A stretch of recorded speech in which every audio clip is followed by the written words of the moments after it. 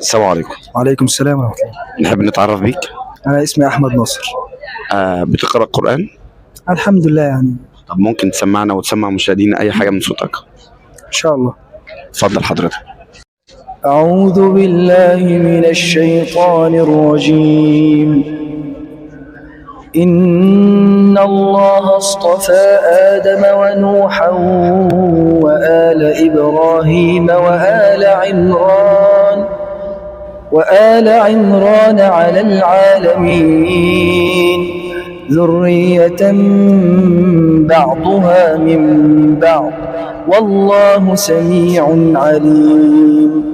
إذ قالت امرأة عمران رب إني نذرت لك ما في بطني محررا فتقبل مني إنك أنت السميع العليم.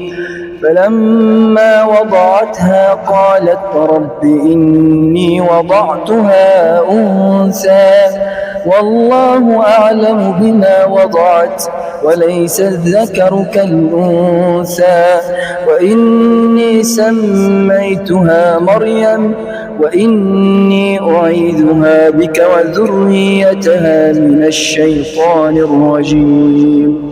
فتقبلها ربها بقبول حسن وأنبتها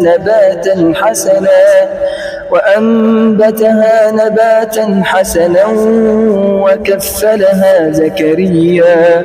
كلما دخل عليها زكريا المحراب وجد عندها رزقا قال يا مريم أنى لك هذا قالت هو من عند الله إن الله يرزق من يشاء بغير حساب.